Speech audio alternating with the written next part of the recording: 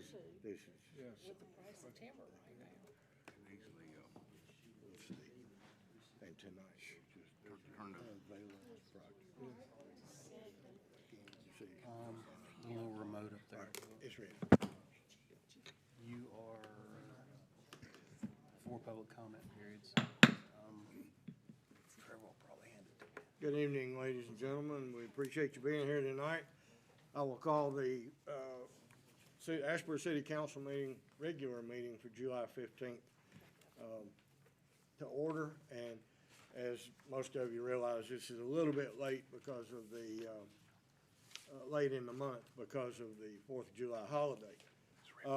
And this is our first meeting in a year and a half where we've actually had an audience in the room. We've had to, we tried very diligently to respect the social distancing and the COVID protocols, and those of you that have been here any time during that time, come on in. Those of you that have been here any time during that time know that it was very awkward standing out in the hall and waiting your turn to come in to see the council. So it is nice to see people in the room with us, actually be able to get back to some semblance of normal, if we could ever get back to a normal. And this is close as far as a city council meeting. So if you will, at this time, please stand and join me in a moment of silent prayer. I invite you to pray in any manner that you're comfortable, and we will follow that with the Pledge of Allegiance.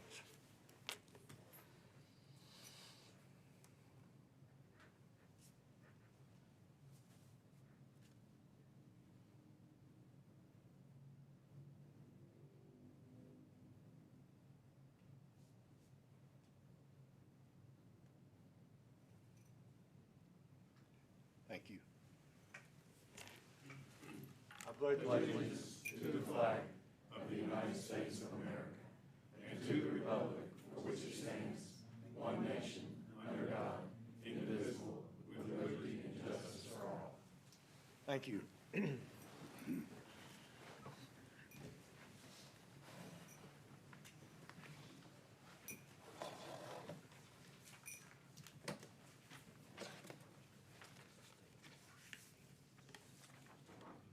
Okay. John just reminded me that council member Bell is at the state bar meeting tonight, has an excused absence.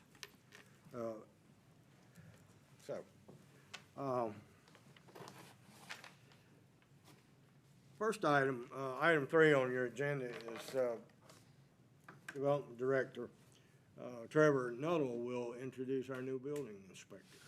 Thank you, Mayor. Good evening, Council. It is my pleasure to introduce to you our new city chief building inspector, Mr. Eddie Garner, who assumed that role on June 1st of this year. As you all know, Randy Purvis retired at the end of May, and Eddie has stepped into that role seamlessly, as we knew he would.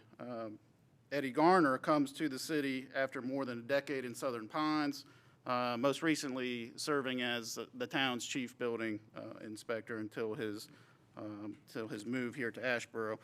I'll just say, and I'm going to bring him up just to introduce himself, but we couldn't be happier with the job Eddie's doing for us.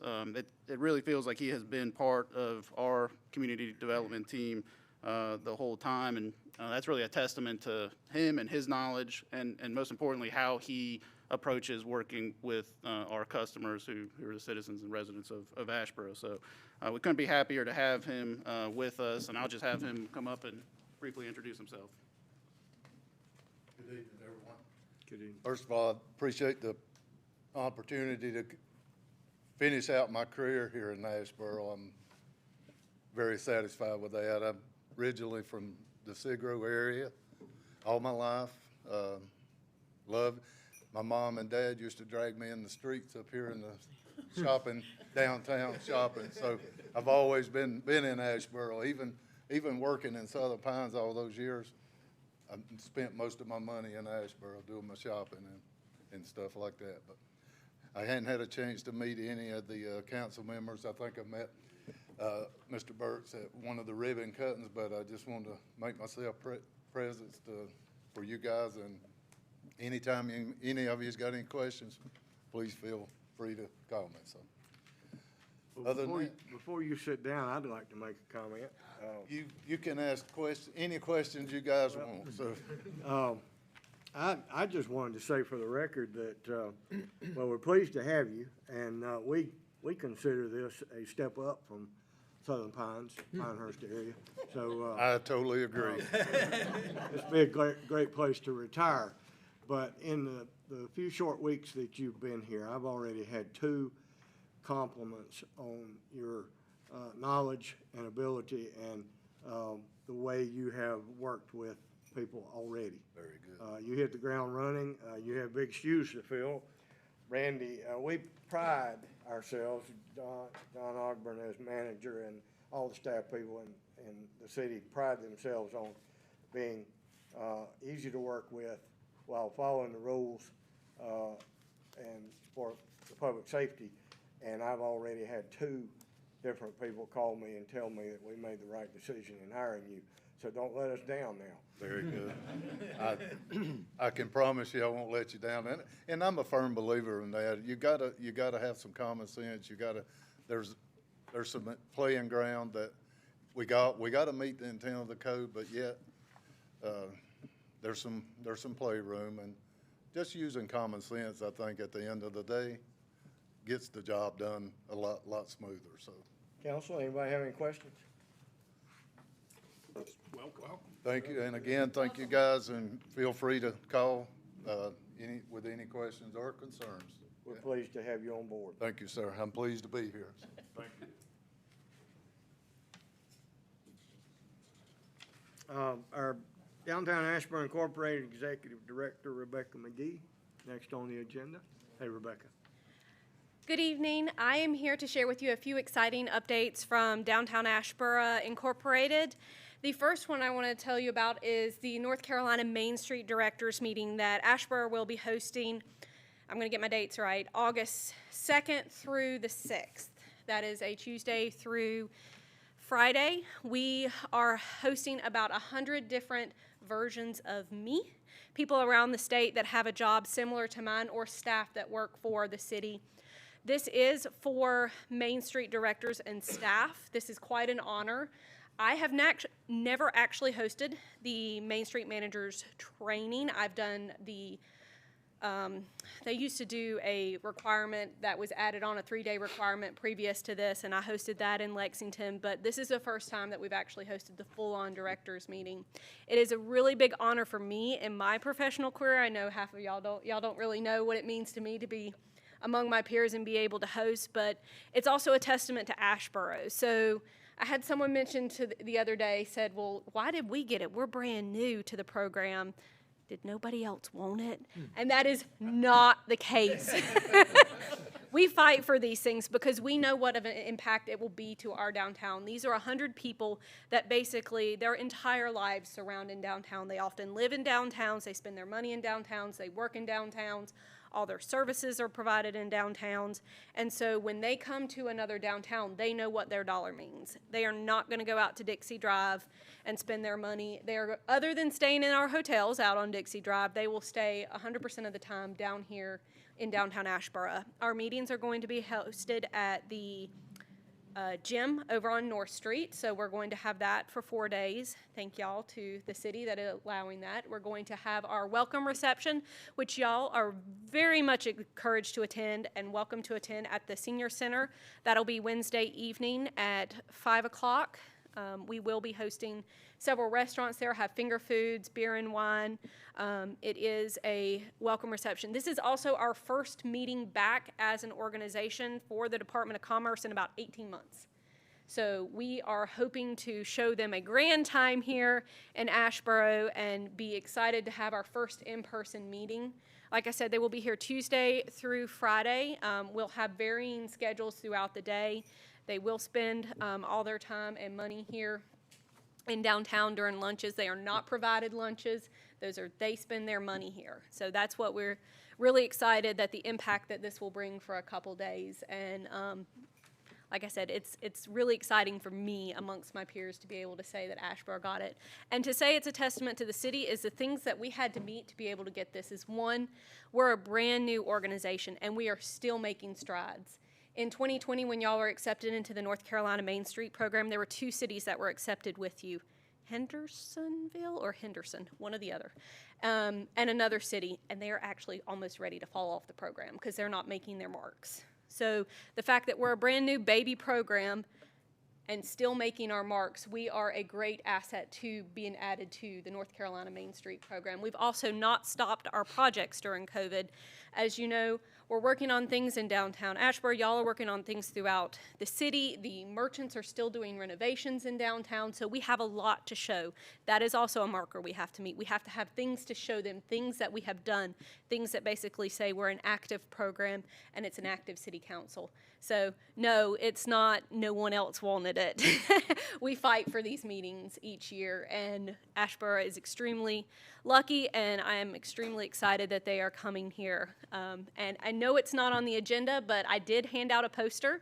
At the end of that, I'm joking that we are putting this event together for them to get them to stay one more day in our hotels. But it is the Zoo City Summerfest. Downtown Asheboro is taking over what was Pigs and Pedals and morphing that event into car show, food trucks, a Journey Departure band on Friday evening.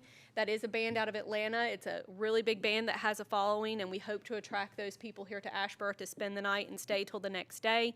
We have a lot of family-friendly activities the next day.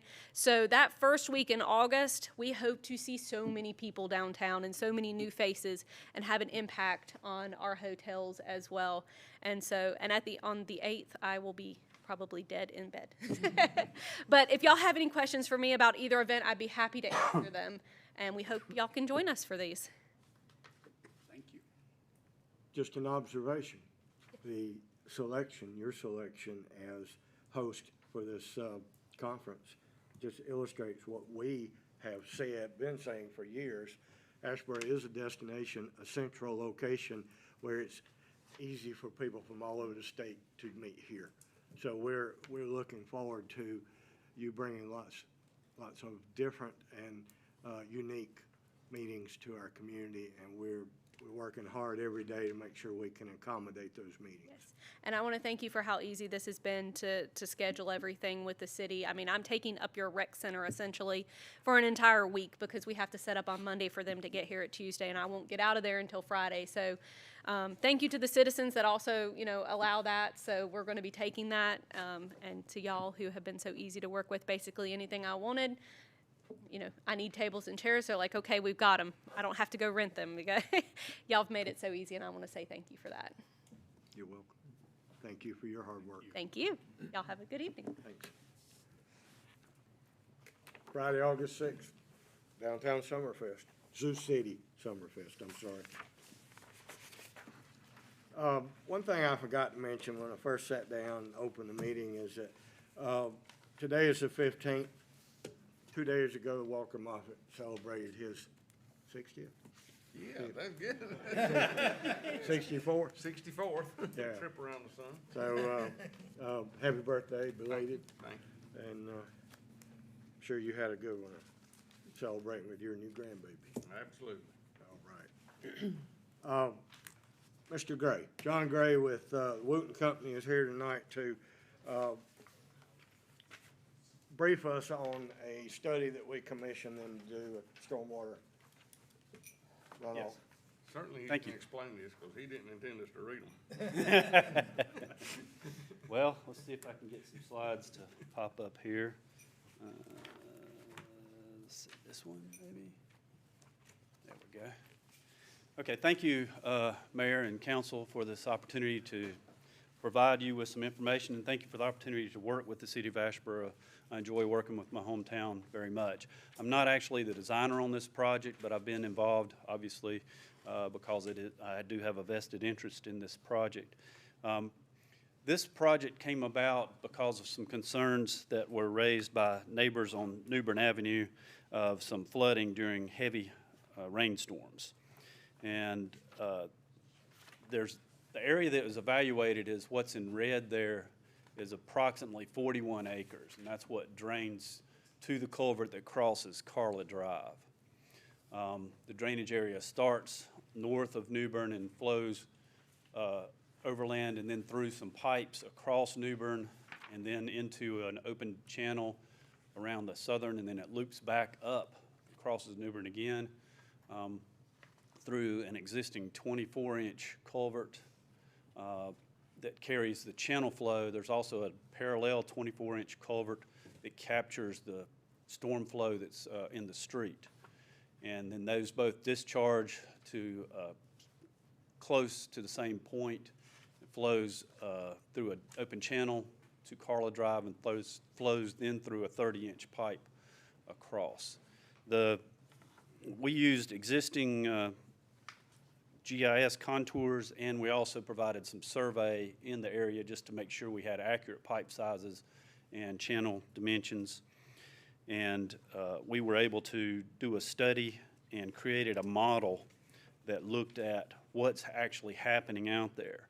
So the model, if you can read this, we used a 100-year storm. Usually when you're designing stormwater, you don't go that big, but it was extreme rain cases where we were having flooding. So we used a 100-year storm, and we also peaked it at an immediate peak. So there's no time of buildup or anything, which is basically the worst case scenario of what we could look at the time. So obviously we've had 500-year storms in the last 2 years or something, but this is a good analysis, and we were able to verify this because our flood elevation that based on the information what the model created, we determined that the flood elevation between the two houses of primary interest was about 691, and that is, you can see the finished floor elevation of those two houses is below that at 688 and 687. So this verified that during extreme storm situations, those houses would flood, and I think they can attest to that. So once we verified that, we looked at 3 different options for how to address this flooding, and we met with the city to sort of hash out some of these options. But one option is just to increase the pipe sizes where it crosses Newbern and Carla Drive. Another option was to go ahead and pipe all the way across Newbern, all the way across Carla, so it'd be one pipe channel all the way through there. And then the third option that we looked at was using underground storage upstream to try to capture some of this high flow.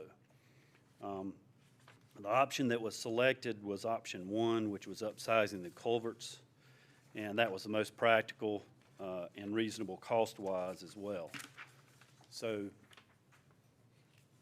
this is the drawing. We have developed drawings, construction drawings for this. They're not sealed yet because we submitted them for comment and hoping to elicit those from y'all tonight if there are any. But the project is basically 3 areas. The upper part of the basin, we determined that there's a section of 24-inch pipe that's undersized for the 100-year storm flood. And so we were recommending replacing that with 30-inch pipe.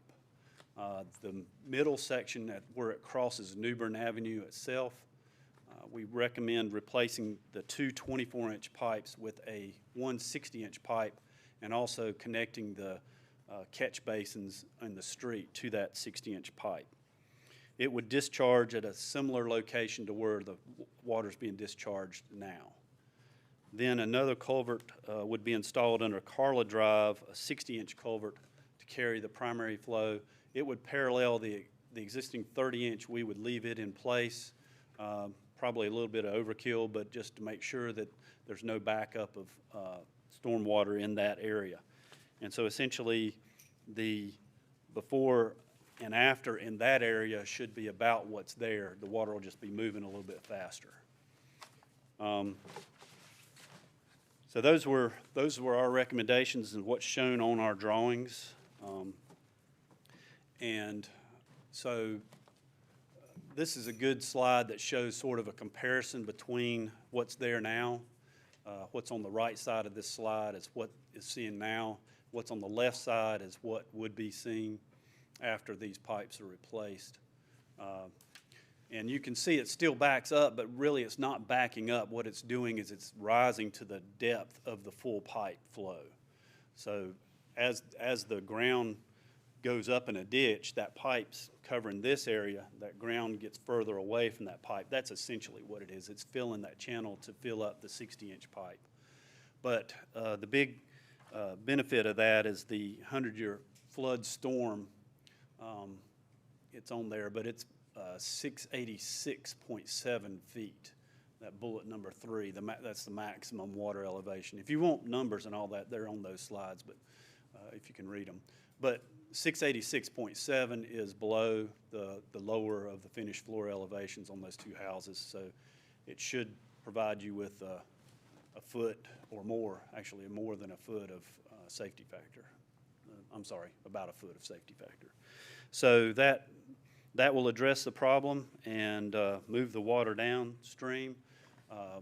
Again, we tried to keep the north side of New Bern having this similar effect. Obviously, when the pipes are installed, it'll be a big mess, and New Bern Avenue dealing with that, trying to install the pipe, keeping New Bern traffic open, that's going to be a challenge. Not sure if the city's going to just take this on with their own forces or if you're going to bid the project out. We can assist in that. Right. So, I mean, it's possible to do that. So, it's going to make a mess for a while, but once that's in, it should take care of the flooding issue, which is what we were hired to look at. In these calculations and these expanded pipe sizes, I'm assuming based on it, there's adequate cover for the 60-inch, because you're not changing the invert of anything. Is that? Right.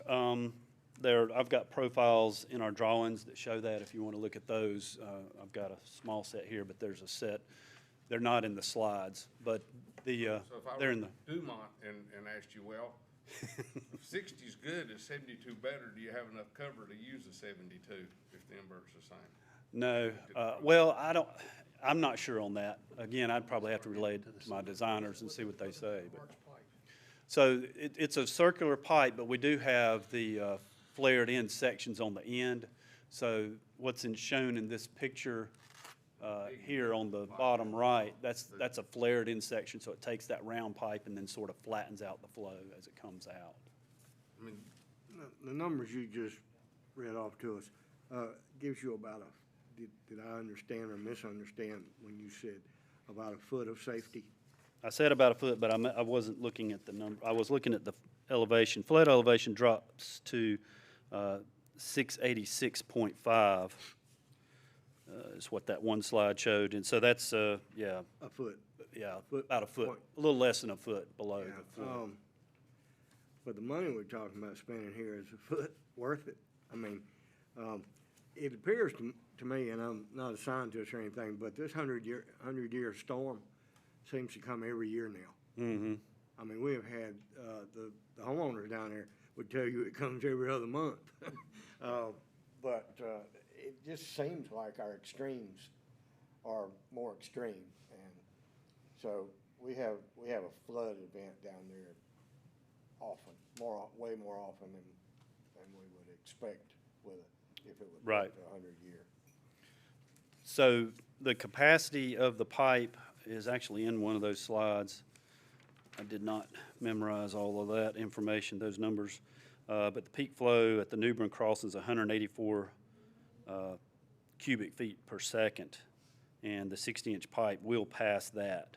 So it handles that. I mean, certainly you could go with a larger pipe if that's, What's 66 or a What's 72. the methodology that would suggest taking the street curbside drains that are on a separate pipe off and putting them in the 60-inch pipe? It was more the constructability. When you go to install the 60-inch pipe, all that's going to be coming in the ground. And so you're going to be tearing it all out anyway. So instead of trying to build back a separate pipe and separate, we just put it all on the same structure. It can handle the flow. Looking at the profile, I found it. It's, we got plenty of cover. Yeah. It's 'cause Underneath. Drop drop outlet on the downside of the 60, so. What about the water and sewer spill? We have to relocate it. By not piping all the way through there, it avoids conflicts with the sewer. Now, the water and sewer that's on the street, I can't remember how much below those we are. That might get into conflict with the 72. Sewer maybe, but not, it don't look like the water would be in a 3-6 Berry. Right. I mean, that's certainly something that we could look at if that's a Yeah, a comment that we need to maybe closer address. South side, it's just something to look at. but- So I think what John, the mayor's asking is, if we go to the 100-year number, it may not achieve our goal. It may statistically, Mm-hmm. but for these people impacted, can we look at Well, 72 or some other? We certainly can. To relocate? I would say that one thing to think about is the numbers that we used, the 100-year flood number and the immediate impact of it created a flood elevation of, what did I say, 686. that's the result of the project. But right now, it's flooding to Over 691, which is 3 feet deep. Have they experienced a 3 feet deep in their basement before? 2 feet, okay. And Dale's house is the one that's flooded the most. How much? Okay, 28, so it's getting close, yeah. Yeah. So that's pretty close to what we're seeing. Give me 1 second. Yes, sir. Yes, sir. Can I ask a question? Hold your question until we exhaust our questions, please. Maybe we'll get an answer. So, if one of these houses is 20 and one of them's 28, and we get it lowered a foot, is that still, we haven't, right? We're a foot below their elevation. So, Gotcha, right, gotcha. it's lowering it from 91 to 86. It's lowering it. So it's lowering it 5 feet. Mhm. Okay. But I mean, certainly, we can look at what a 72 would do. It would, I'm sure it would lower it a little bit, but there's some effect of just the channel itself and getting to that depth of a 7-foot deep, I mean, a 72-inch, Well, 6-foot deep pipe. would there be any, you're fixing to run out of cover with Yeah. water on the south side, and I'm trying to remember, the sewer's on the north side, if I'm not mistaken, but it's gonna. Cover is the amount of dirt on top of the pipe. Yes. Okay. And, And the room would between the parallel pipe and other 48s utilities. give us more cover? We'll give more cover, but I mean, other than just diverting the flow, I mean, Yeah. 2 feet per second. Should- Yeah, there's, A little different. again, that's more of a design question than I can get into, but I would say, yes, that will flatten it out. There's something that happens about using 2 pipes and the Yeah, flow it's being not split. exactly the same. You have a head wall, obviously, so you're gonna have a pretty big structure on the front end as opposed to a flared end. Which may get into an elliptical or even a small box cover, just 48 Yes, inches right. high, which that. I mean, you're gonna dig the road up, you could put back in a box culvert pretty easily. I mean, you could easily go a 4x8, The and it six- wouldn't have a flow diverter. The 60-inch pipe is a reasonable price for what Yes. we think needs to be done. A box culvert's gonna be a lot more expensive, you know, Oh, well, everything you're recast, talking about, yeah. It's a lot more. Dual 48s is gonna be more than a 60, so I mean, all of that is running Everything is cost of, more. everything's more, and, yeah. And I did not give you, I mean, we estimate this at about 600,000, but with the way materials are going now, and, you know, who knows, but Getting that's, them, you're looking at a 6-month lead time. right, on box. right, getting them is as big a challenge as anything. You indicated early on in your report that there were 3 methodologies studied. Tell me a little bit about the ground storage. Yeah, I'm trying to remember what we looked at on that, but the amount of area that was needed, it would have minimal improvement on the flood. I mean, the water, basically, it will only hold so much, and once that fills up, all that water's still going down. One of the eye-openers that I think we discovered, that, we don't sit around and think about where the water goes when it rains. But, you know, we had a major water line break over there on your street. What was that street? What was that? Sylvan? What's your street? Ridge Lane? Yeah. My street, No, Ridge. where the water line broke. Oh, Laurel Drive. Laurel At the corner Drive. of Laurel Drive and Yeah, Cox Road. well, and all of that ran down to this culvert in the other neighborhood. So Right. most of Laurel Drive drains down to this Yeah, so I flipped back to that first slide that shows that red area, and you can see Laurel Drive very clearly. is covered Yeah, by that. Yeah, He's flowing 1,376 gallons a second. How many seconds can you build, of tank can you build? It'll fit in that yard. Yeah. It's- Well, we were looking at actually I'm not- storing it up yeah, I just want to know upstream. about ground storage, what he mentioned, That's what I'm- because I don't Yeah. know what we're talking about. Right, it was gonna be huge underneath the road. It's gonna be a problem with the existing utilities that were there. And really, ultimately, it would not have the benefit that you're really looking for. Because if it rains long enough, it'll fill that tank up, and then it's gonna come on down. It's just gonna go right. Right. And so we didn't really do a full analysis of that, but we did analyze it to Enough some to know degree. what we're gonna- Enough to realize it probably is not a good answer. Fair enough, I just Yes, sir. curious. Sure. 82,000 gallon tank for a minute. Yeah, that's why they quit. That's the reason. Yeah, and that got to be real expensive too, yes. John, for the councils, first of all, Mayor, if it's okay.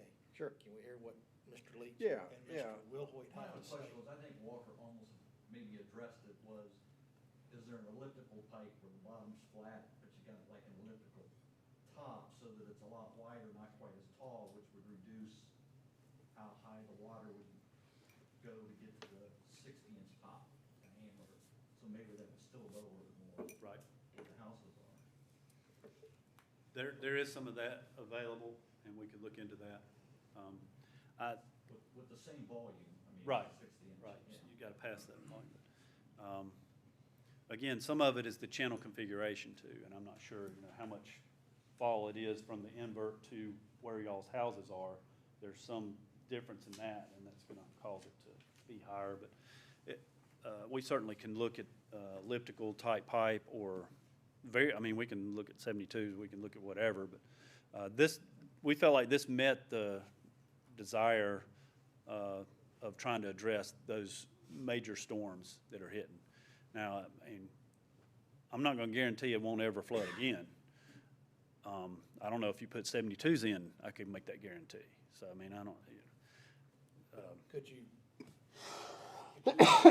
work with Michael and run a few more scenarios?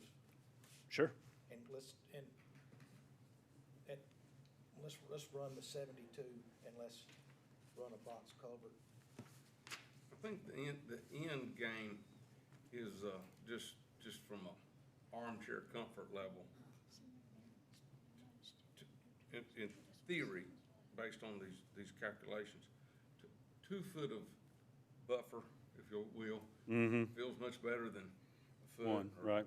10 inches, 3 foot would be great. I realize based on, just like you said, the channel itself coming through there, that you'll hit a maximum, a terminal velocity, so to speak, of that where you're not really getting any more gain at all, but. All right, you've given us some good information here, and John's asked you to look at a couple of other scenarios. There is a house across the street that bears the brunt of all of this, and that homeowner is represented here tonight. He could not be here, but he is represented, and I'd like to just allow Mr. Wilhoit to make a couple of comments, and then we'll hear from Mr. Laughlin and. Thank you. All right. Thank you, Mayor. There's some really good dialogue there, and for the clerks, I'm Robert Wilhoit Allen, 100 Sunset Avenue, Suite A. We're at a new office over there, and I used to buy blue jeans in old BC Moore building there, and one in the basement. That's right. And They should put the price tag on. that's right. That's right. I tell you, when you represent a lot of local governments, it's interesting to come to another council, and doing, but we do about 5 now, and got one more knocking on the door. So I go to more meetings than a Baptist minister, I'm gonna tell you. But it's good to see some dialogue there with John Gray. I did contact him. He's been very helpful in explaining the process of what we're looking. Max Sherrill has a board meeting tonight and could not be here, and I told him I would appear for him and Peggy. You have a copy of our letter. I think the major concern for Mac is this. He understands there's a stormwater issue there, and he knows that, and he knows the city's working on it. All he's asking is, look, if you do this project, and I know this is going to enlarge from a 24 to possibly 60, maybe 72, if you could possibly put his property back as close as it was before you started, I don't think you'll hear any grumbling from Mac and Peggy. Well, in effect, I think John will agree with this. Currently, Mac is experiencing the benefits of type 3 of the storage, because it's storing over in Mike Leach's basement. And, you know, and slowing the dissipation of it over there. So we must be cognizant of downstream, but that's the reason the project's going all the way to Carlin to. Well, that's why I know you're trying to slow it down, and that's a tough task. And I wish you good luck trying to figure out this in a budget that the city can afford. Well, I will say this, Mr. Wilhoit, that Mr. Sherrill was involved in our first attempt to remediate some of this problem, and was very willing to work with us, and it took us a little while, but we tried desperately to put it back the way it was, and there's just certain times of the year around here when you can't plant grass. That's true. So we had to do that 2 or 3 times, and ended up putting some sod down, and if and when we do this, we will certainly endeavor to put it back and address all of his concerns and do exactly what we. And I wasn't going to promised him read we through would all do. the bullet points of the letter, but just if you communicate with him, I think you'll help him work. He was cognizant of, that cable got cut last time, and now they're doing Zoom meetings all the time, and he said, I said, listen. It's gonna get cut again. I said, you just got to sit down and work through it, and he said, if everybody works together on this thing, I may, can make it happen. And he understands what's happening back here. He knows there's water problems. And see, he has a catch basin and a culvert in the middle of his front yard. Right. That this pipe goes into and redirects in a different, changes angle, outflow. And, so he's intimately involved in Yeah, all of this. one of his concerns, I was talking to John about it, whether or not it was gonna expand that catch basin closer to the house. He said. Probably would take that out, would it not? Yeah, there'll still be a junction where the pipe is, you can see in the picture on the left, but that could be a buried junction if it needs to be, with a buried manhole cover. Well, thank you for your time. Thank you. Mr. Leach, you have anything you'd like to add to the conversation tonight? Other than I really appreciate you guys looking into this and hopefully coming up with a solution that will satisfy everybody. We've lived with this for many years, okay, and it really, it makes me feel good that hopefully someday, maybe within the next year, this is taken care of and I can quit worrying about it every time it rains. It's gonna cost us about what a fire truck cost us. I'm sorry. Or maybe 2 fire trucks. I really am thankful that you guys are willing to work with us. And hope- But if we're gonna spend anything, We gotta fix I think- more than a foot. well, Yeah.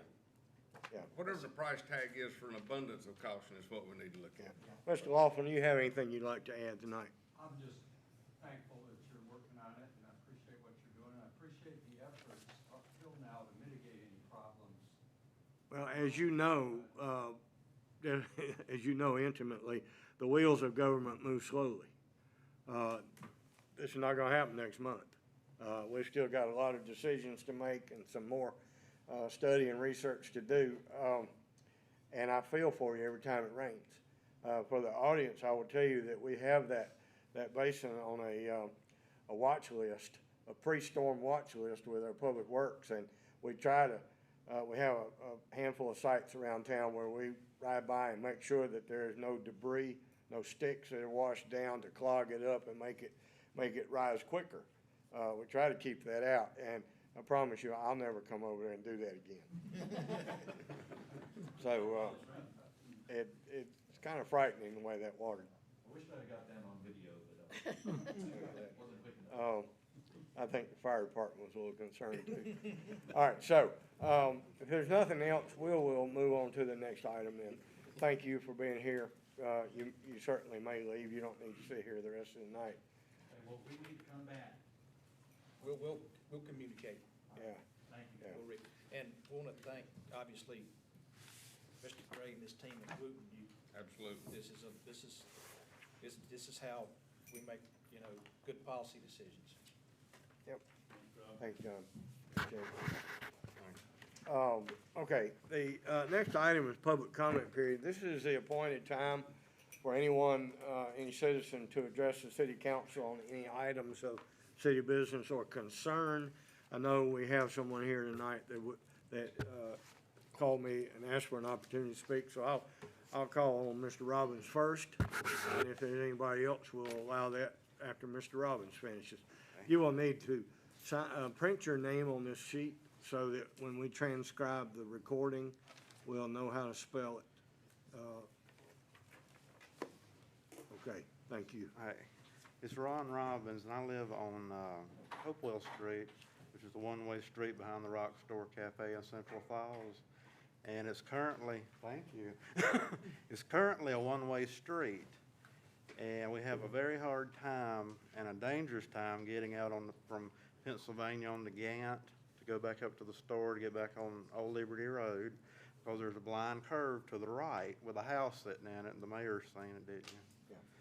And I've talked to my neighbors, and they're all in favor of turning it from a one-way to a two-way street so we can pull out at the top at Old Liberty Road and make it a lot safer.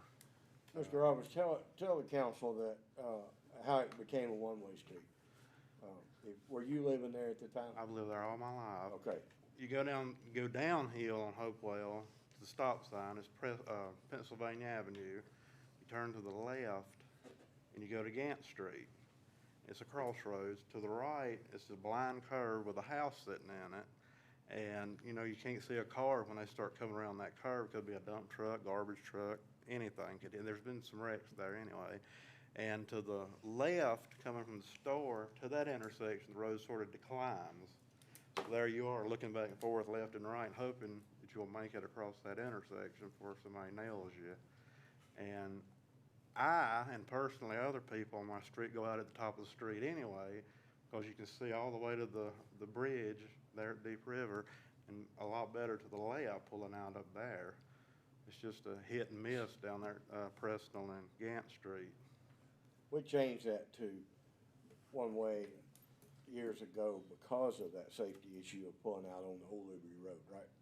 Yeah, and the bank, the church bought it, tore the house down, and they've took off some of the bank now, and I think some of it's sort of washed back because of rain and stuff.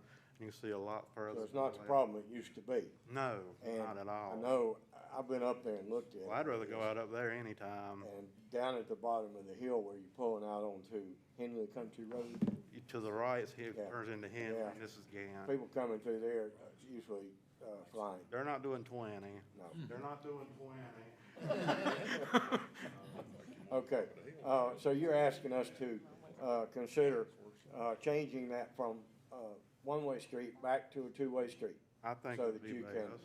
can legally drive out on the Old Liberty Road at the top of the hill instead of. Me and probably 3 or 4 others already pulling out up there anyway, because we're just chancing pulling out that curve. All right, any questions? Do what? No, if the council wants us to proceed, we'll send the police up there and let them do a little study and let them report back. And at the same time, they can work with Mr. Leonard Yeah, so really what, and the city attorney if we want to draw an ordinance, undo that ordinance. what John and I had kind of surmised in here, knowing that you were gonna ask us to do this, that we would just instruct the staff to start the process. So unless council has any serious objection to that, we'll ask the staff, including the police, to start the process. The police will do some research up there, and down at the bottom of the hill, ideally, we'd tear down this old shack and straighten out that curve, but it's state road, and DOT doesn't seem to be interested in doing much I've with it. dealt with them before. This is a good, simple option in order to make your exit from your neighborhood a little safer for you and your neighbors. So, It's the only one the council controls. yeah, and that is the only street, I mean, the city street that we control. Henley Country Road there, we don't, DOT. So, we'll move on unless, any other questions or any questions of Mr. Robbins? No, Okay. I'm there frequently, and it's, well, not on your street particular, but at the rock stores, you know, my coat didn't fit very well because I've been eating there too much, but it's really I noticed challenging. that. Yeah, you noticed that, thank you, I appreciate that. I think the mayor went down our street and went to that Gant Street Even intersection. turning out of the rock store, going left on Old Liberty Road, you're taking your life in your own hands. When I was dealing with the state, I got early call before he died to come to the rock store, and we eat over there, and I took him around by my house and tried to pull out on the Gant. We almost got hit on his side, Yeah. but it didn't do no good. Okay. They won't do nothing. Anything else you'd like to I'm tell us? good. I appreciate you letting me speak. We'll move forward with this and see, make sure that our engineering and our police and everybody concur, and maybe we can get this done for you. Well, I appreciate it. Thank y'all. Thanks, Mr. Robbins. Appreciate you taking the time to be here. Thank y'all. Is there anyone else in the room that would like to address the council tonight? This is your opportunity. Come on forward. Now, we'll ask that you print your name on the sheet there.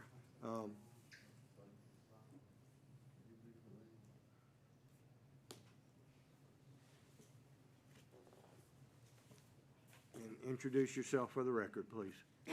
Hello, my name is Hilda D. Cortez, and I'm a resident at Robin's Nest community of Allred and Gold Hill. Right.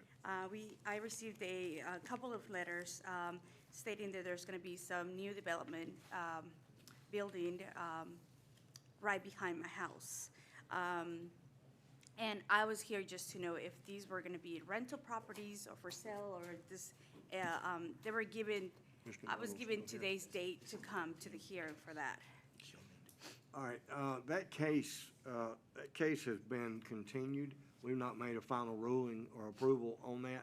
Okay. But it is a subdivision of single-family homes, is it not? It's,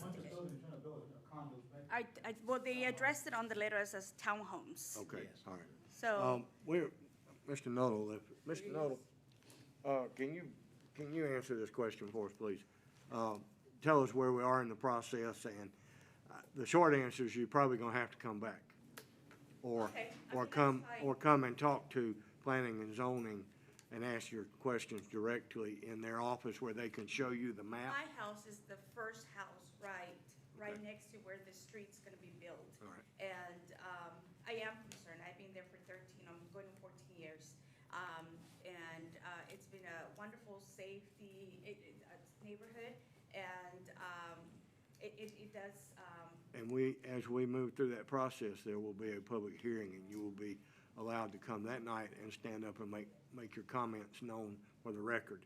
Okay. So we need to keep you informed of the process. You need to stay in touch with our planning. Mayor, if I and could zoning. real quickly, the council will actually hear a little bit about this request this evening. I believe she's referring to what will be agenda item 8B on your agenda, and you'll note, and we'll get to that at that point, but there is a request to continue this matter to a future council meeting expected. If you want to hang around another 30 or 40 minutes, if that's, may not be. Right. My expectation for that is we would request the public hearing to be opened and inform you of the continuance at that point without getting into great detail. We're always happy to speak with And, the neighbor. you know, you can, during that public hearing, tell us what your concern is. It might be, the hearing will be continued to the next meeting, and you might be better served if you talk to these people first and find out what your real concerns will be. okay. I don't think All right. fantastic, but I didn't get, because I didn't get We, any letters. what we're gonna do, we're gonna open that hearing, Okay, and he's gonna tell us that the request has been asked, it's been asked for a continuance. okay. We will delay it till next month, and you can come back at that point. And, in the meantime, if you'll go by our planning and zoning department, they can show you the map and answer any questions, and you'll be better prepared to, discuss it, with the council. All right? Thank you. You're welcome. Just so you'll know, I believe it's August 5th, is that correct? August 5th, August 5th, Susan. the next council meeting.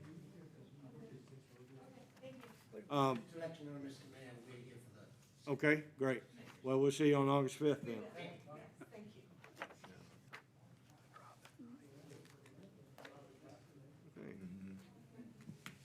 Anyone else? Okay, we'll move to consent agenda. Is council, you have in front of you the items included on the consent agenda. Is there any item that you would like to remove for individual discussion or consideration? Hearing none, I will entertain a motion to approve the consent agenda as presented. Mayor, I move we approve the consent agenda as presented. I have a motion by Mr. Burks. Do I have a second? Second. Second, Ms. Snuggs. Discussion? All in favor, say aye. Aye. All opposed? Motion carries. Consent agenda is approved. Item 8A.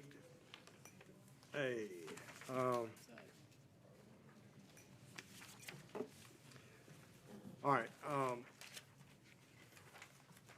Mr. Nuttall's out in the hall.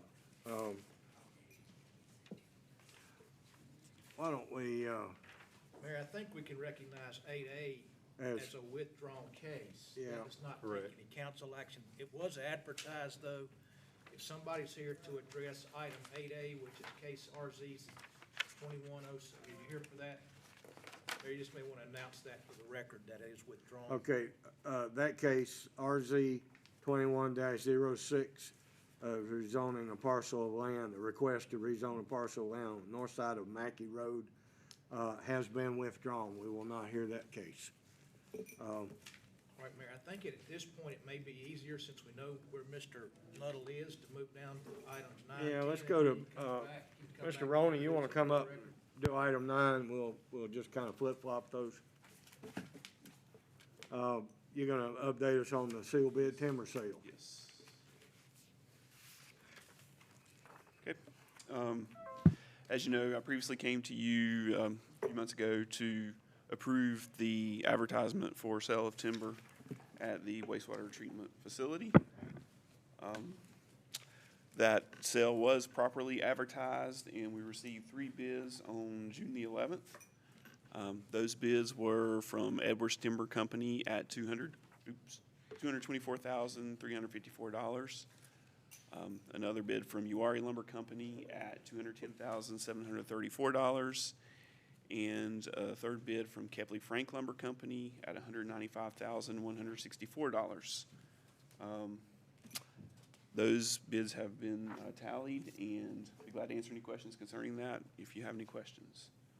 Part of me hopes these bids don't reflect the price of $60 plywood, but Well, guess it it's- depends on if you're buying or selling. It's close. Yes. If there are no questions, I would like to ask the council to approve the resolution for accepting the highest bid received in response to the timber sale by reference. Okay, I'll entertain a motion to approve this, contract by reference. So move. Motion by Mr. Moffett. Do I have a second? Second. Second, Ms. Carter. Discussion? All in favor, say aye. Aye. All opposed, like sign. Motion carries. Thank you, sir. Thank you. That's a good little windfall for us. And just for the record, I will say that that timber was maturing and we were getting some deadfall. It was time to manage our resource. Put on your roof. Mr. Nuttall, we did 8A. You want to come up and do 8B, please? Legislative hearing. I will open the hearing on an application for residential plan unit development for RZ 21-07. Thank you, Mayor. The representative of the owner has requested a continuance of this matter to the August City Council meeting. They're still working through some design issues, and we do recommend that request to be granted. Okay, August 5th. Yes, sir. Entertain a motion to continue this, this hearing and request to August 5th meeting. Mayor, I move we continue this hearing to the August 5th meeting. Thank you, Mr. Burks. Do I have a second? Second. Second, Mr. Swears. All in favor, say aye. Aye. All opposed?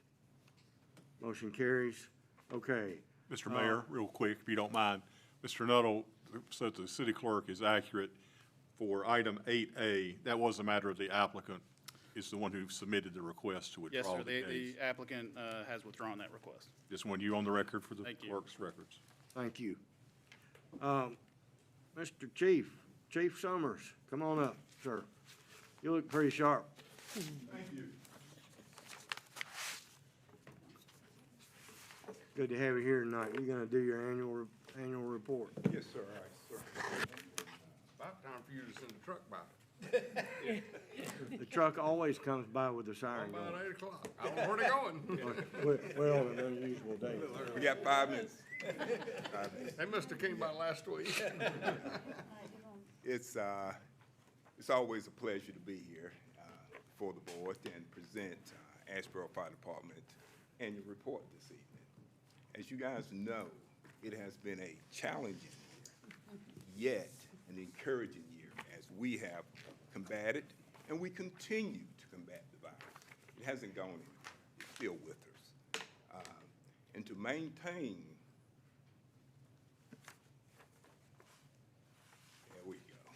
maintain the service that the citizens of Asheboro expect and deserve, we adhere to several core service areas. Number one being emergency service, which consists of fires, medical emergency, hazardous material incidents, and rescue incidents. In addition, fire prevention and education activities. We collaborate with the citizens to mitigate and minimize fire and other emergencies in the community. And finally, emergency preparedness. It's essential, once an incident occurs, that we work with the public to return it back to normalcy in a timely manner. Asheboro Fire Department now consists of 2 fire stations.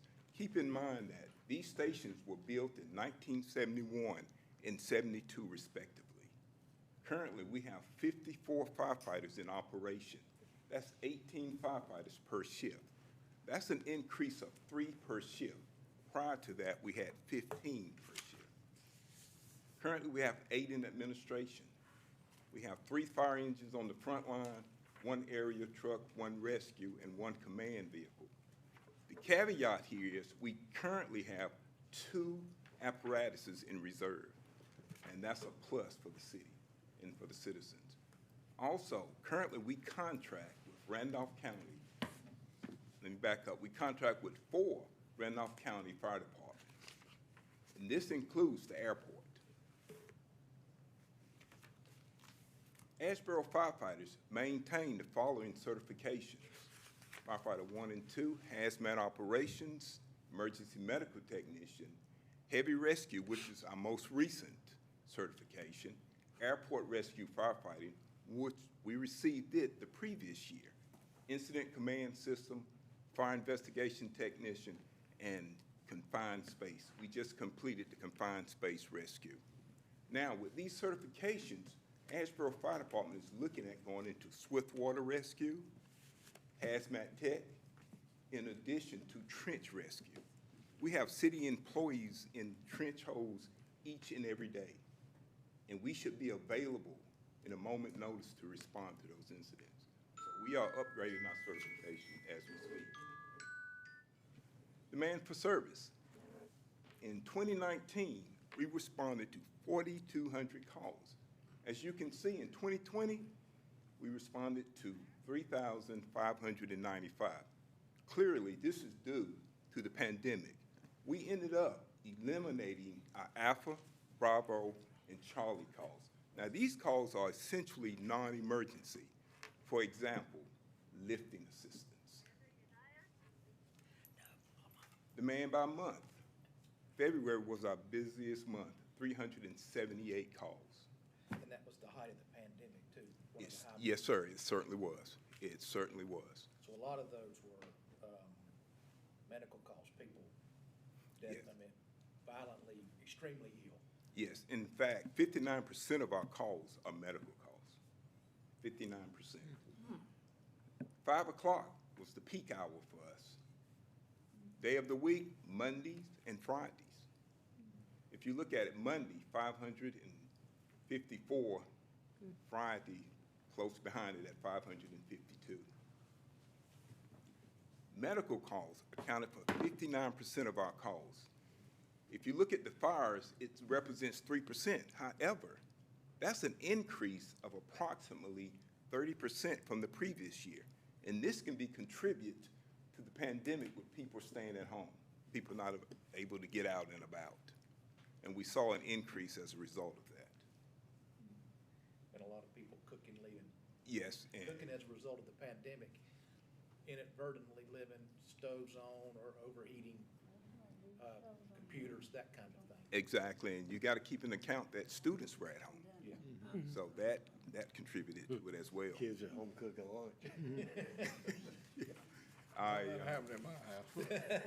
Our busiest shift was B shift, 1,262 calls. Engine 11 was our busiest company, 1,367 calls. Engine 11 covers the downtown area, and that is District 1. Property saved. We're proud of this. We saved $371,559,502. We're extremely proud of that.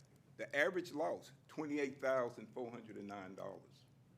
Total losses, $1,590,908. Total content loss, $428,160.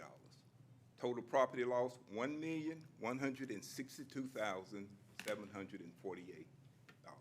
And we are extremely proud of this. You know, big number in that Debbie's extremely proud of it too, because all that would have come off the tax roll if it had burned to the ground.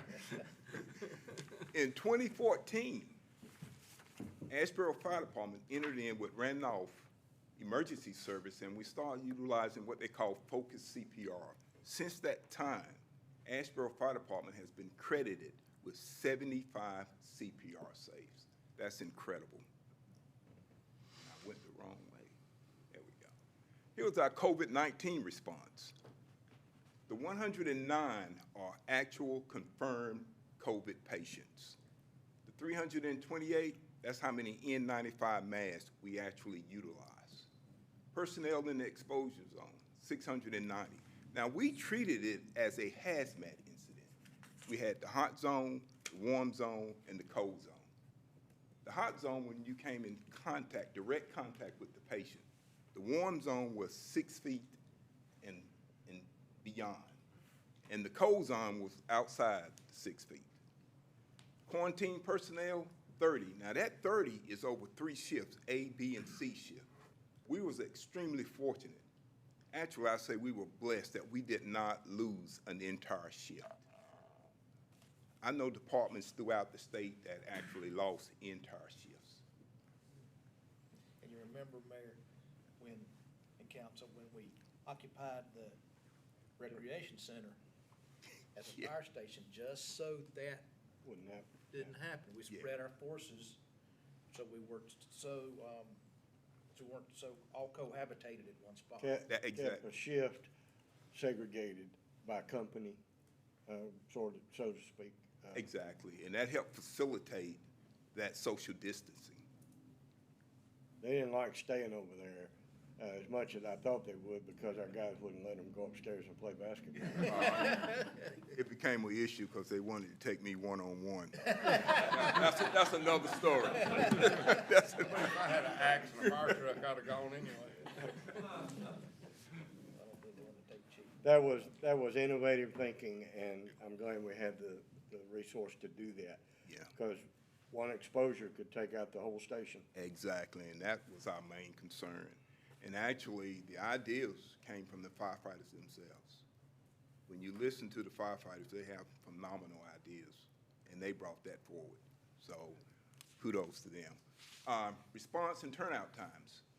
EMS turnout time, 5 minutes and 16 seconds. Fire, 4 minutes and 37 seconds. We had a total average of 4 minutes and 56 seconds. NFPA 1710 states you should be on the scene within 5 minutes.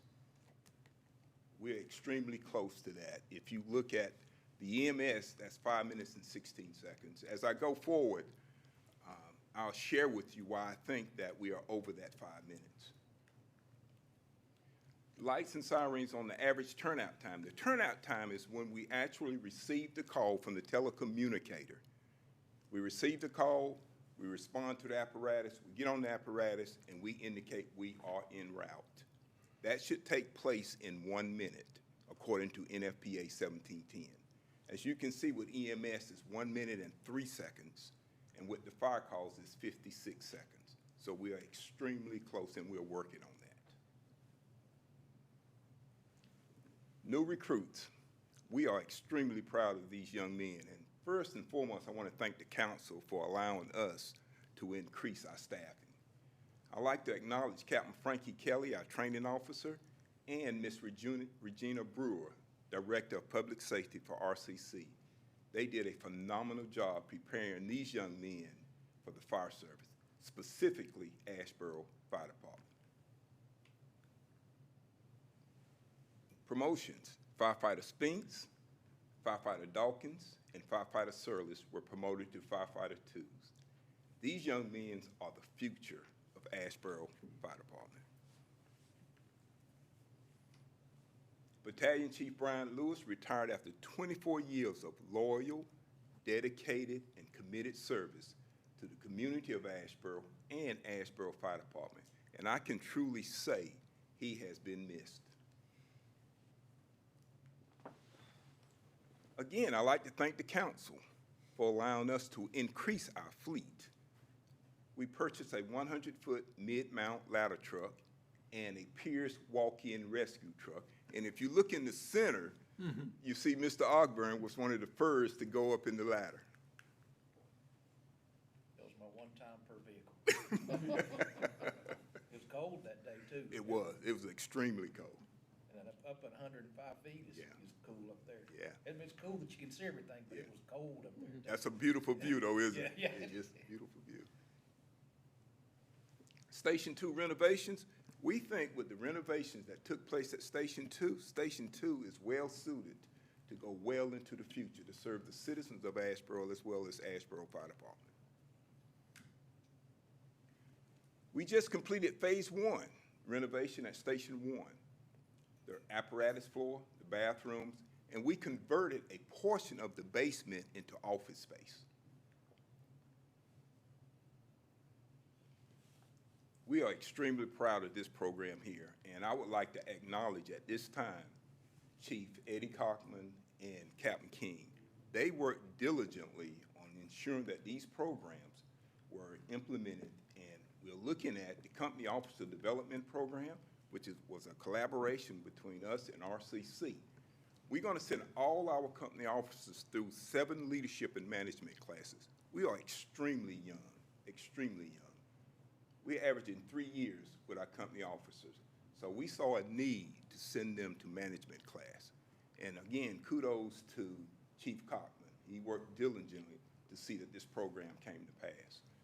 Also, RCC, first time ever, will have an Associate Arts program in fire protection technology. First time ever. And many of our guys have already, firefighters, young ladies and men, have already signed up for the program. And guess who's leading the way? Chief Cockman. He's already signed up, so I'm proud of it. And you see the 2+2 program.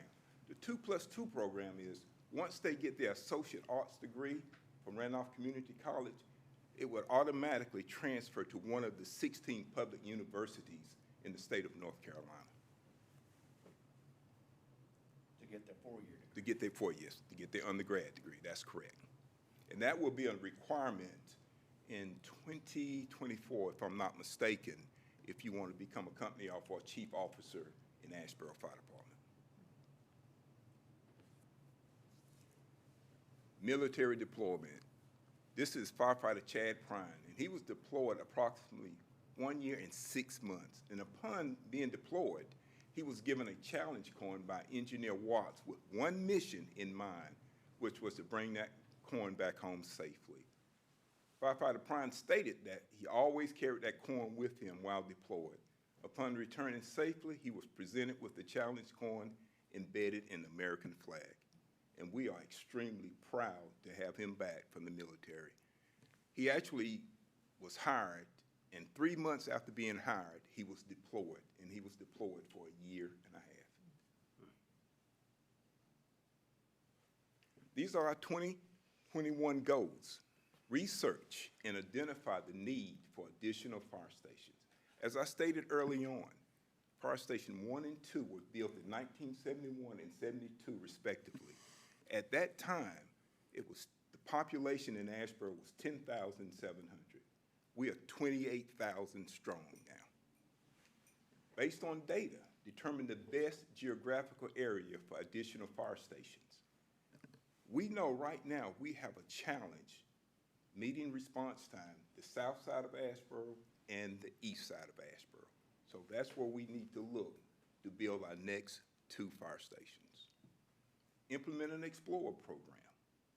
We need to expose our young men and women in the community, not only to the fire service, but other occupations in the city of Asheboro. So we're starting an Explorer program.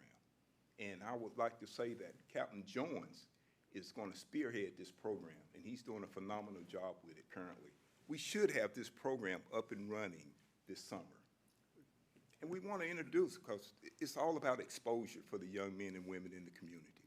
Not only with the fire service, we're looking at the police department. They want to be the mayor, sit on the council, finance, engineering. We just want to expose them to these things. So when Captain Jones reach out and looking for guest speakers, please don't turn him down. We want to develop and implement a 5-year strategic operating plan. Now, for example, say the entire command staff was to walk away or retire tonight. Someone should be able to come in, find that strategic operating plan, open it up, and continue to run the organization as if we were still there. So we're in the process, as I speak tonight, of implementing a strategic operating plan. Increase specialized training, hazmat tech, trench rescue, confined space, swift water rescue. We're no longer a little small department. We need to start looking at providing these services to our citizens to ensure their safety. Implement an apparatus replacement plan. You know, as apparatus age, the more money you put in to keep it going, the maintenance increases significantly. So we need to look at putting a replacement plan together, and the apparatus committee is in the process of doing that now. Pursue the North Carolina Department of Labor Carolina Star Program Award. We already started that with the renovations of Station 1 and Station 2 to ensure the safety, not only of the firefighters, but anyone that comes to visit those fire stations, because they are open to the public. In fact, they belong to the public. So we encourage the public to visit the fire stations. Have any questions at this time? Good job. It's an impressive report, and we're so pleased and fortunate to have you on board as our chief. Hope you're happy in Asheboro. We have a good time there. Good. We really do. We have a The good time. leadership shows. Yeah, we have. You just can't hide it. Thank you. Appreciate it. City manager comes down there and hangs out too, doesn't he? Yeah, you saw, he driving next time.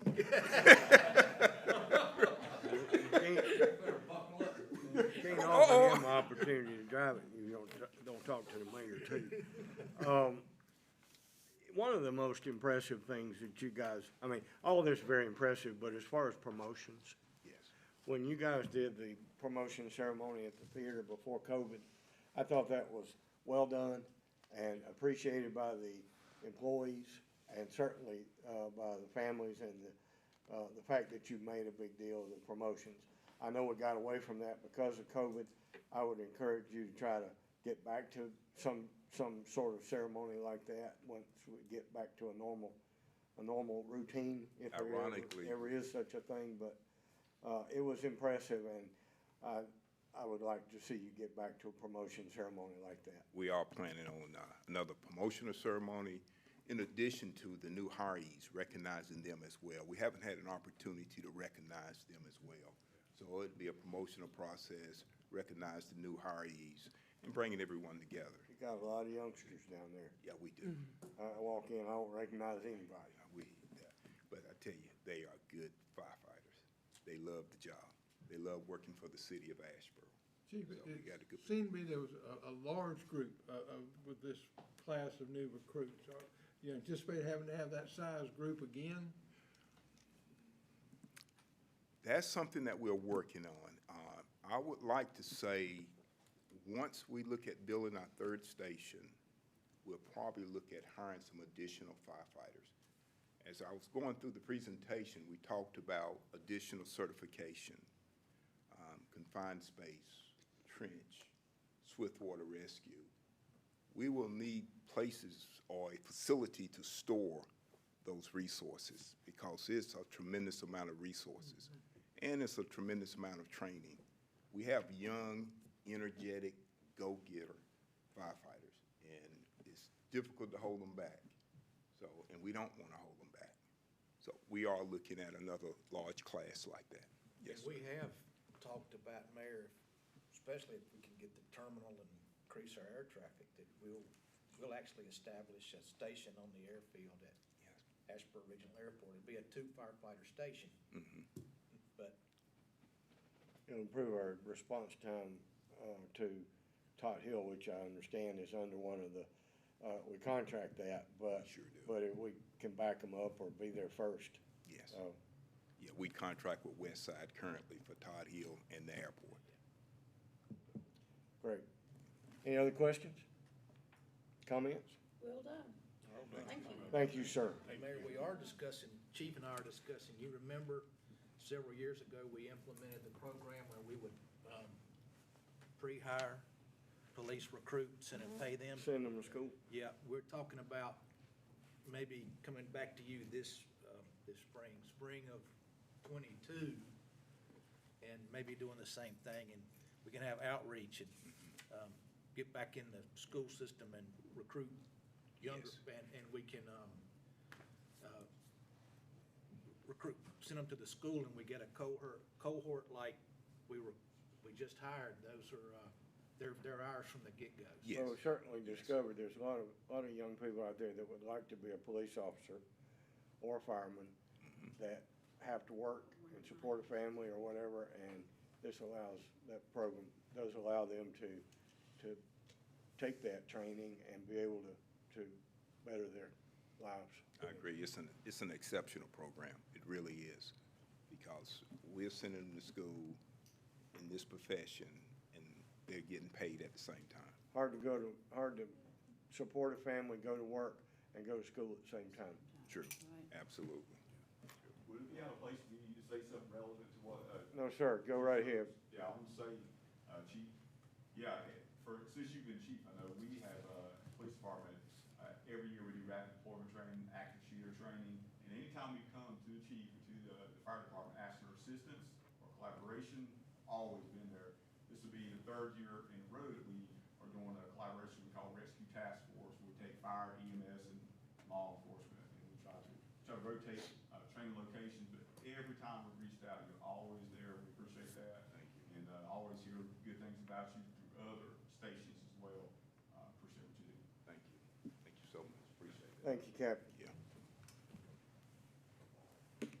Okay, thank you, sir. Thank you. Thank you very much. Okay, Mr. Leonard, you're gonna share the Dixieland Acres traffic study with us.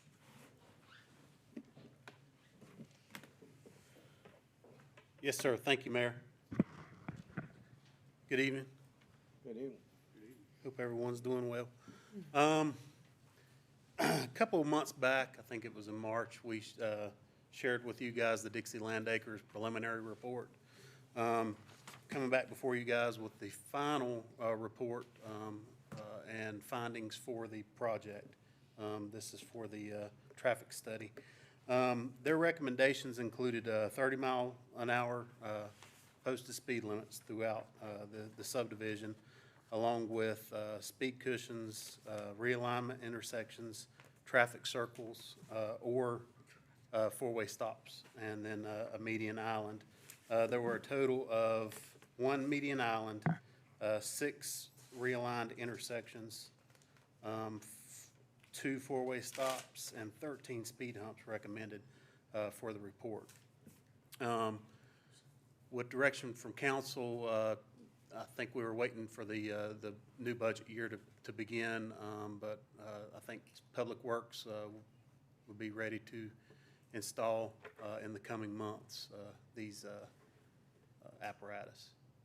So, And Mayor, we'll be coming back to you in August with the ordinance to establish the four-way stops.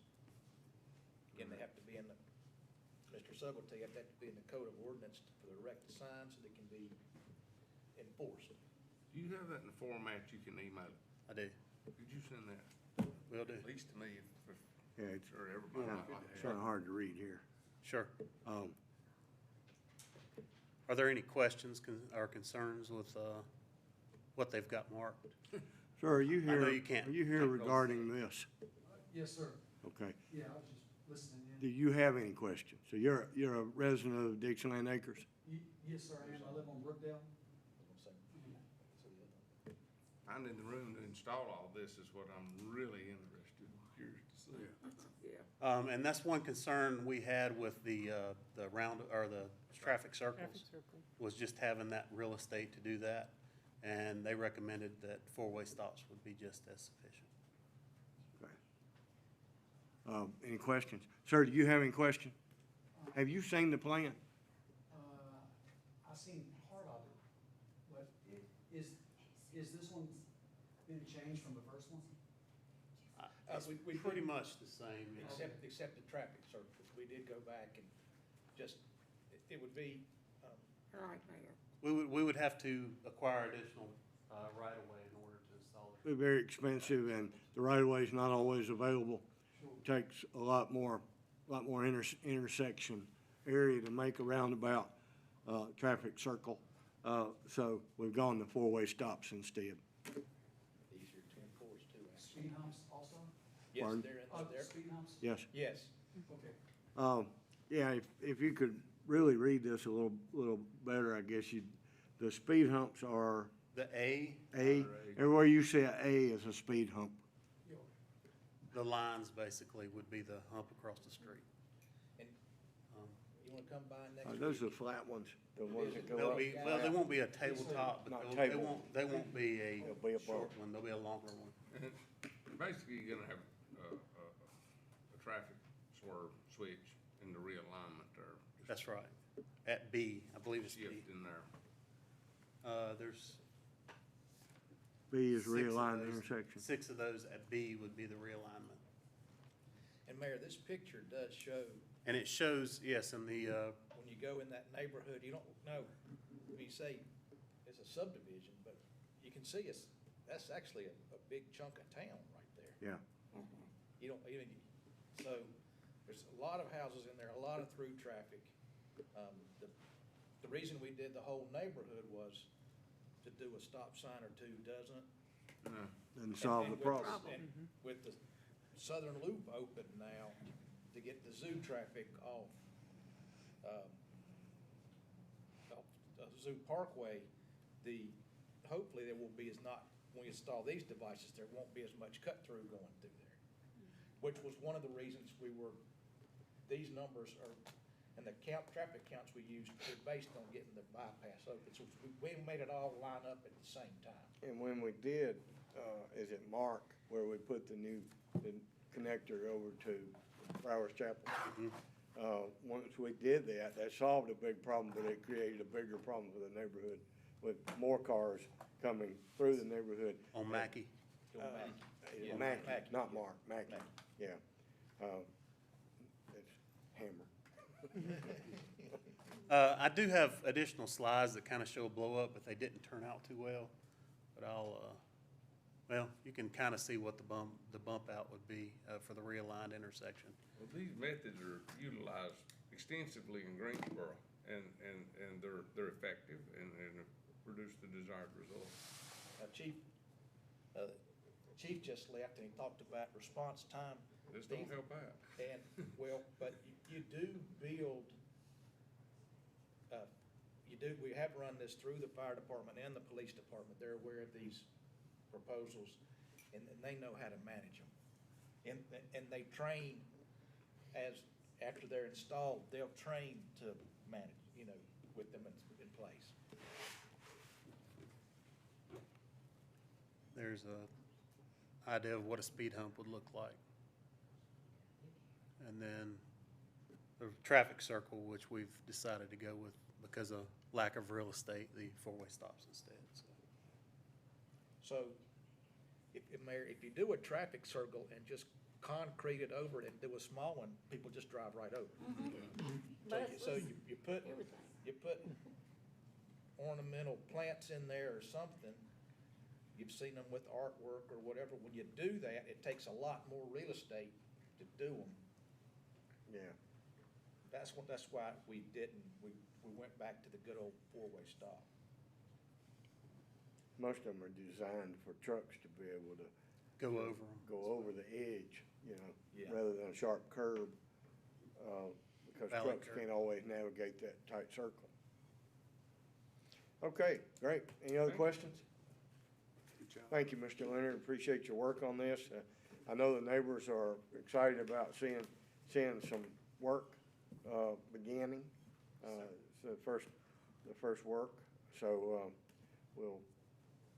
We'll be coming back to you in August, Mayor, with the ordinance requirements. all right, great. Thank you. Thanks, Michael.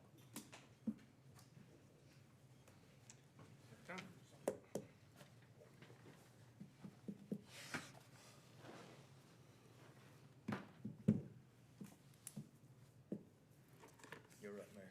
I know. Seemed like I had something on my mind. I know what it was. All right,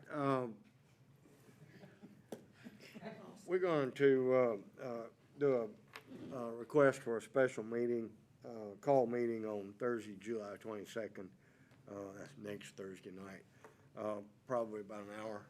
Yes, sir, and if it's okay with the council, there is speaking of McCrary Park, there is a ball game that night, so can we meet at 6? Sure. Suits me. 6 o'clock next Thursday night. We need a motion for that. If you'll just call the meeting. Mayor. Okay. You call me and I'll come by and sign it. Yes, sir, we'll have that ready for you tomorrow. Okay, thanks. All right, upcoming events and items not on the agenda. Let me make mention of one little thing. Most of you remember Mary Anderson, who used to write for the Courier Tribune. Her husband died in a house fire the day before yesterday in Bisco. He was a council member down there. I believe he was Mayor Pro Tem. And I don't know the circumstances, but obviously, house caught on fire and he didn't get out. So, just a tragedy. So keep Mary Anderson in your prayers. We all worked closely with Mary when she wrote for the Courier Tribune. Had a lot of interaction here in the community. Okay, what do you got, Don? John's got it. We don't have anything, Mayor, other than just, we've worked it's about 9 or 10 months since, we opened signed a contract with Bill Moser and CPL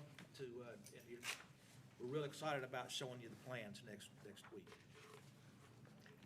All right, so, the, Rhino Leap is doing their 25th annual Putnam County Spelling Bee musical at the theater right now. It's playing tonight. It's dark tomorrow night because Friday night bluegrass takes precedent. And then they'll be back Saturday and Sunday nights. And then next weekend also, Thursday, Friday, Saturday, Sunday. Yes, sir. And it's worthwhile. They did that. That's a show that they do often, and I think did it a couple of years ago, and it was very entertaining. A comedy musical. Kids' summer movies at Sunset Theater Tuesdays at 10 a.m., 1 p.m., and 7 p.m. It's good to see that stuff posted again. Yeah, those are big. A lot of the child care centers bring their kids in groups, and it's just a good entertaining way good way to entertain the children. And 3 times on Tuesdays, cooking with a cop. Byron, are you cooking in this? You won't be cooking all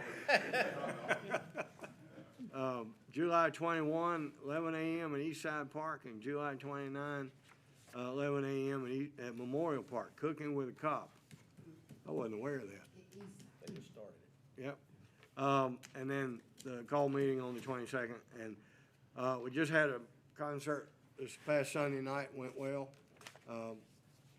And then have a concert coming up on July 25th at 7 p.m., the summer concert series at Bicentennial Park.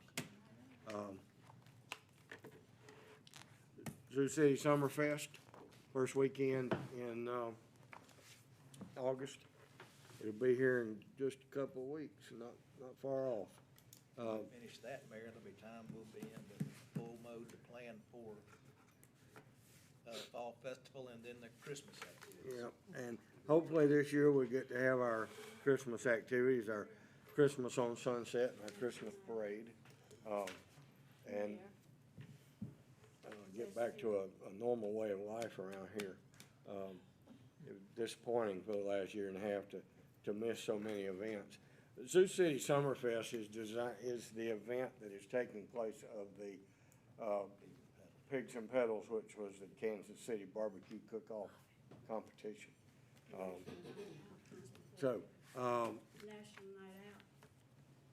National Night Out's coming up. You guys got any plans on the works for National Night Out? Sir, the location is still being finalized. I know, as usual, Sandra Manus on Hamlin Street, a lot of you know her, she'll have bananas and food. I think there's a couple of others. How will we have East Side? Yes, absolutely. Yep, and, so Sergeant Root's in charge of that, and if we put that out as soon as possible, once everything's finalized. Okay. What's the date? August will be here. August the 30th. It's usually like the first First Tuesday. Tuesday in August. Yes, the third. So, yeah, and that's an event that most of us go, and it's a pretty cool event, and it's designed for neighbors to know their neighbors. Some cities have one big event, and everybody comes together, but you don't get to know your neighbors like that. So the individual neighborhoods doing their own little thing, like Sandra does over on Hamlin or whatever, I mean, I don't wanna miss that one.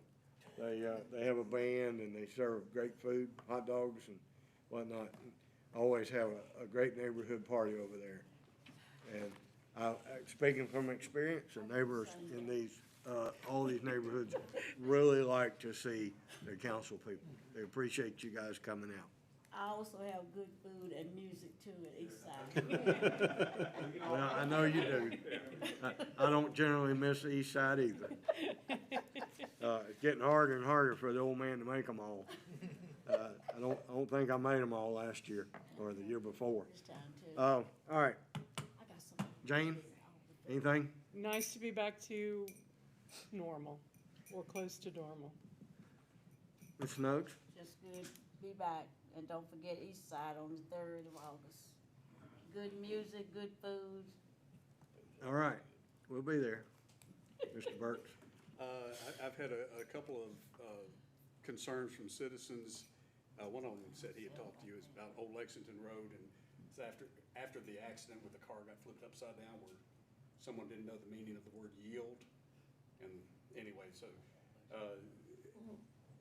Eddie Howell, I talked to him, and he was stepping up patrols and doing some things over there. They were mostly concerned about speeding, and they want yield painted on the merge lane there, but They want a DOT flashing light. Oh, is that at?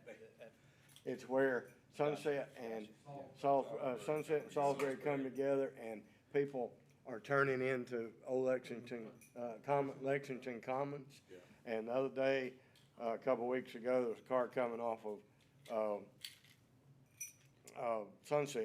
Salisbury, and doesn't understand how to yield, and just started to pull right over, and a car in the travel lane on Old Lexington kind of pushed her, she overcorrected and went right up in the backyard of that first townhouse there. Took down a couple of Leyland cypress. Car was upside down sitting in the tree. Yeah. But anyway, there were a lot of very lengthy text messages about that, and your name came up that one person. The more lengthy texter said he cornered you at the farmer's market. Told you I was on the job. Yeah, he actually did tell me. He said Eddie Burks had already taken care of this, and I said, thank you, Eddie. Well, one less thing for me to do. Well, thank you, APD, for being on the job. Another call that I got yesterday is a concern with someone. It's regard to the, let's call it North 220 junkyard there at Pine View and North Fayetteville. And they weren't so concerned about trucks and stuff, but it's about the amount of mud that the trucks are dragging out into the road there. And I told them that we would have somebody go up there and talk about it. We've had our public works people up there multiple occasions already. Yeah. And the last time I know we were up there, they were putting gravel down, but obviously they've pushed all that gravel down into the mud, and the mud has seeped up through it, and they're dragging it back out in the street. Yeah. So anyway, so I did let them know that I would let council know about that. Was that Burris? Huh? Was that? No, the person that called me about that, actually, I've had one other person call me. Doesn't I don't remember his name, matter. but Doesn't anyway, but no, this person actually lives, he just drives by there a lot. So. All right. Perhaps the city engineer can share with them the state standard drawings for the sediment trap entrance to the surge rock. There are items and there are rules. That's right. And if you will, Trevor, have Mr. Garner go up there and explain it to him. He has also been up there. Huh? He has also been up there. And Public Works has been up there, and Garner's been up there, and I'm about time maybe the police need to go up there.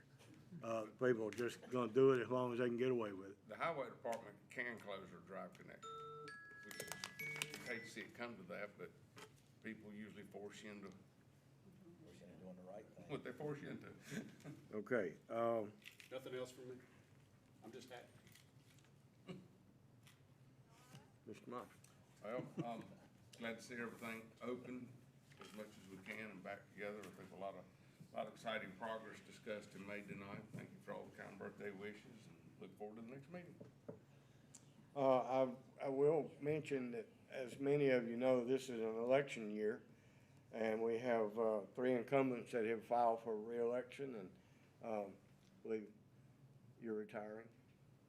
After, what, 20 years? Ms. Carter has decided not to seek re-election, and we're gonna miss you, but you'll be here till December, the end of the year. And we have 2 challengers that have, and maybe more today, and it goes through lunchtime tomorrow. So there's possibility that we'll have even more. You said enough now. That's the thing. We got 5 now. Anyway, the three incumbents have filed for re-election. The mayor's running unopposed. At this time. Well, hey, maybe not. Until Maybe not. noon tomorrow. Maybe one of our 5 can switch.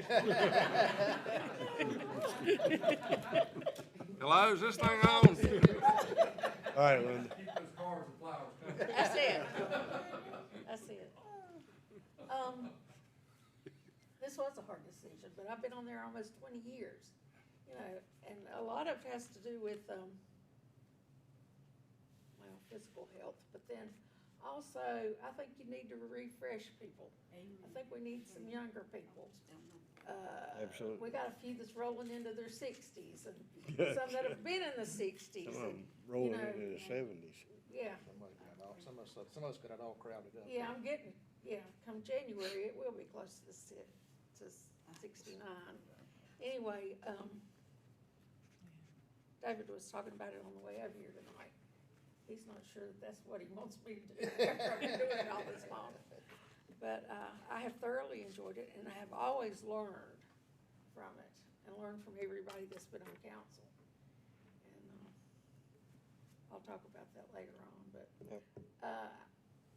David and I just reached the 50th milestone for our anniversary. And to me, that's about as important as you can get in your lifetime. Oh, yeah. Oh, yeah. Very few people make 50. Congratulations. Proud of you. July the 3rd, down at the beach. Well, I'm sorry I overlooked that. And we, on behalf of all of us, at the staff, we've sincerely enjoyed working with you. You've always, I'm pretty upfront, I heard, John. Yeah. When I got something on my mind. yeah, we go back a long time, so we appreciate your service. Mr. Swears. I'm just tickled to death to have Linda up here at the front podium. That's a nice. It's nice to have the mayor change. sitting beside the mayor, the manager sitting beside the mayor again. A welcome change. Yeah. Yeah. Like I said, get back to some normalcy. And then we go into the election year and then all normalcy goes out the window. Well, speaking of the normalcy though, we're, I don't know if anybody got that on their email yesterday, but slowly the numbers are creeping back up Oh, on yeah. the COVID. Yep. Oh, yeah. Yeah, they sure are. We need to Be diligent. continue to be diligent. You know, it's a difficult situation, and I've been very frustrated with the way things have gone over the last year and a half. Just a point of information, and many of you know this, the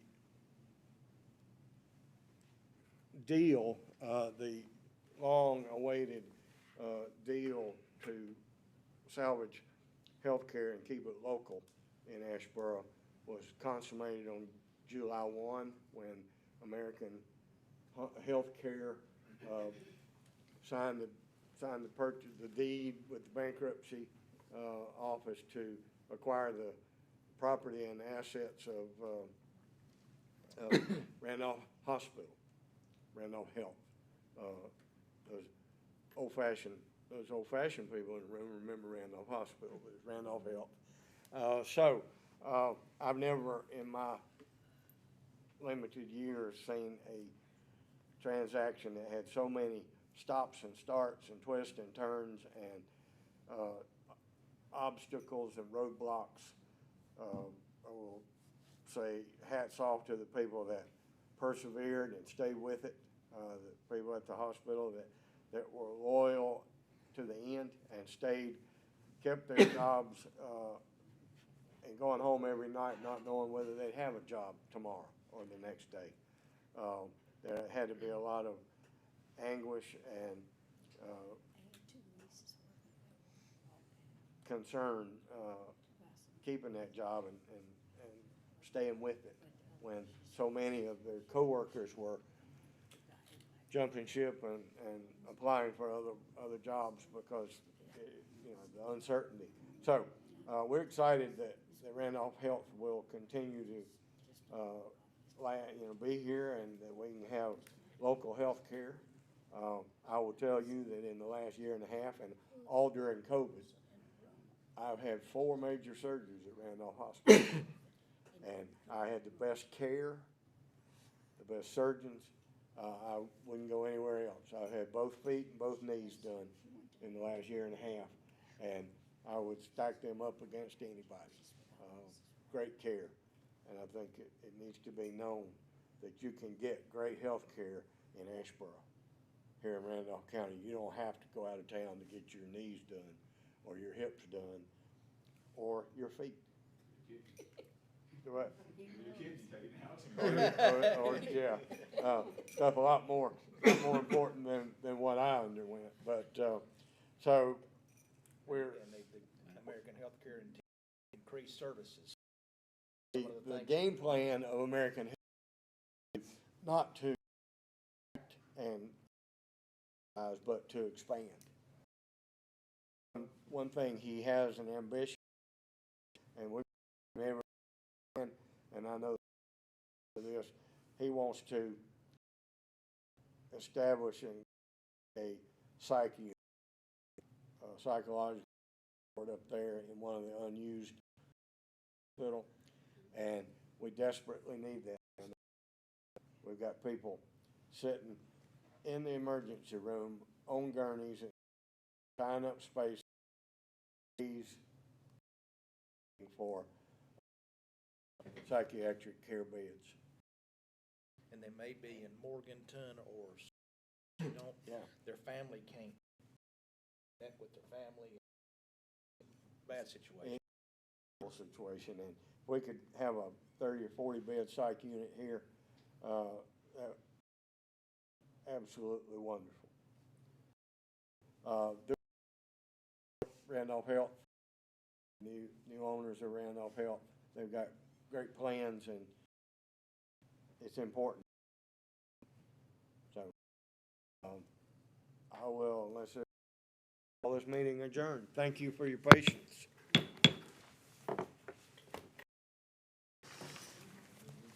You too. Here, here.